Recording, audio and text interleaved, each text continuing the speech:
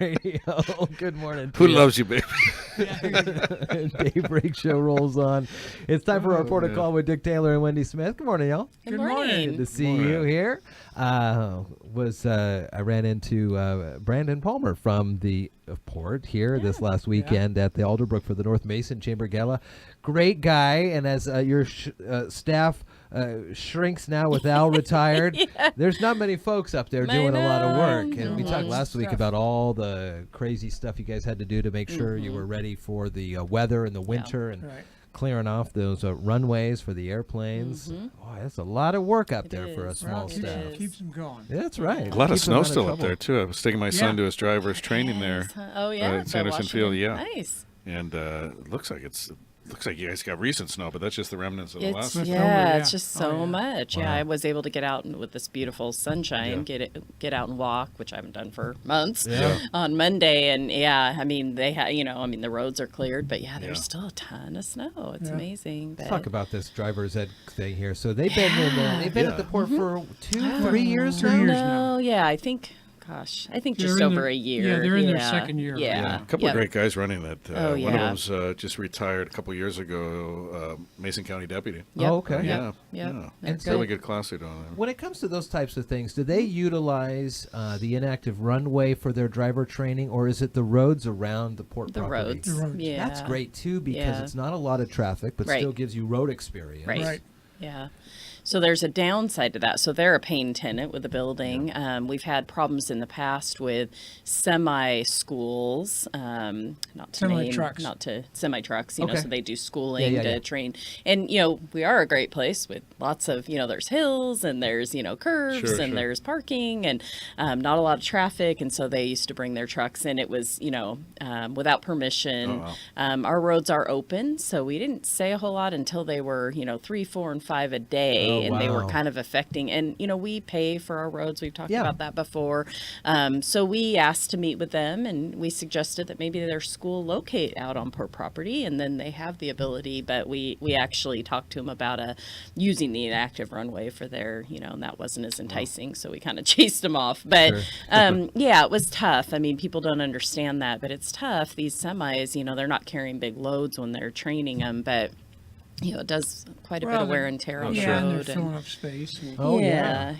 So, but this is totally different. I mean, this is a perfect atmosphere, and I think a lot of people that grew up here, they always talk about, that they learn to drive at the port property. I think the first 2-hour driving thing coming up is going to be there. And then they take them out on the roads and the highway. Absolutely. When it comes to, I would imagine a driver's school is, to me, a non-traditional business. But when they come to you with these ideas, like we're going to be in this location for a classroom setting, but then we want to be out on your roads, and you mentioned that you guys take care of them. Talk to me about your accommodation to other businesses. I know you're there to help spur business on port property, but what are some of the ways that you guys, for lack of a better term, bend over backwards to help out the tenants in bringing other types of services or high-speed internet or this or that? I mean, I'd say yes, all of the above. I mean, anything to entice, and that includes rates, that includes negotiating. We're required by state law when we sign, a tenant signs a lease, they're required to pay us at least a year's worth of their rent. That's a lot, and that's in surety, and that's a state law. Now, we can waive that or we can lessen that. So we do things like that, and really that surety is there. It's kind of like your rent deposit. If you rent something, it's there for if you leave and you abandon, and we have tons of work to do. It's there for the protection of the port, and that's why it's state law. But we do all of the above. And I'd say, for a group like the driving school, they came to us with a plan. They already had their information into licensing to get their accreditation. So they had to be licensed facility before they even, and then that's kind of a chicken and egg because they have to have an address, before they get their license. And so they had to have a spot. So there's all kinds of stuff that we can do to spur on and bring business. And, if you're a company coming in with quite a few employees or, that kind of thing, that is always, a little bit more enticing than, a real teeny tiny small business that operates one guy. Yeah.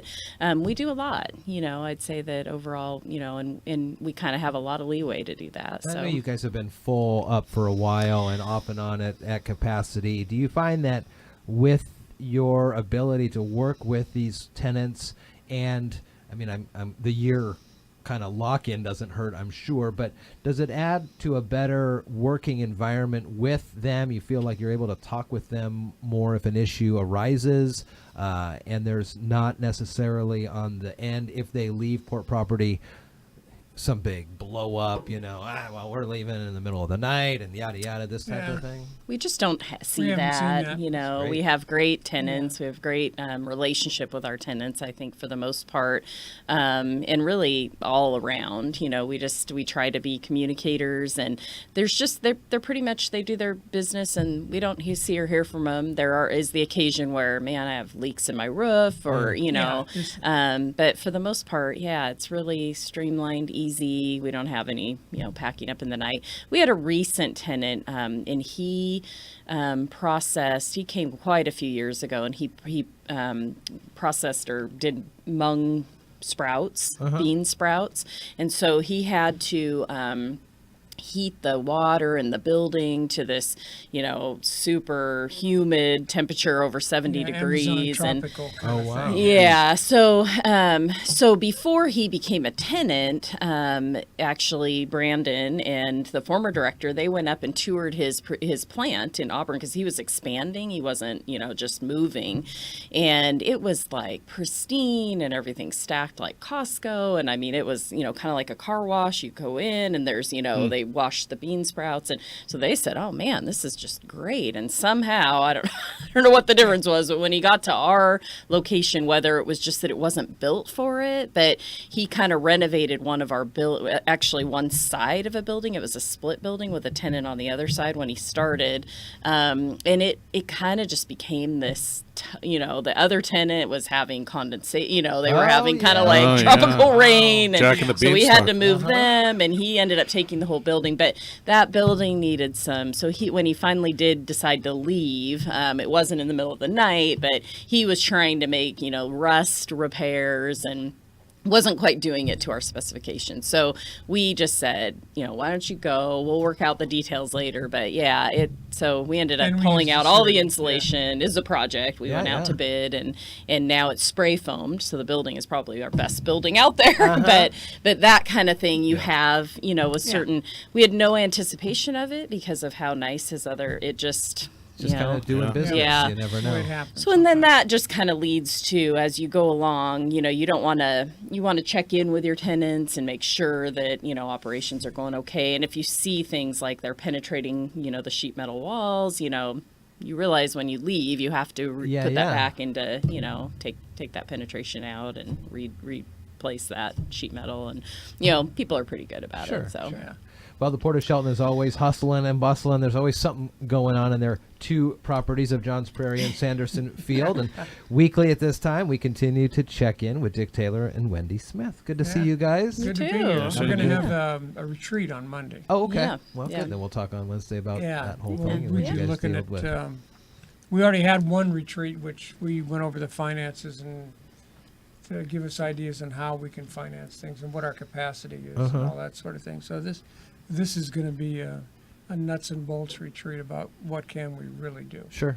Yeah, branding, and looking at maybe changes in the logo. Yeah, Come yeah. up with a new logo. Gotta We're gonna come up gotta with have a that. new logo. Go from the triangle to the square. Or something. Yeah. Dick, Wendy, good to see you guys. Yeah, Good you to be too. here.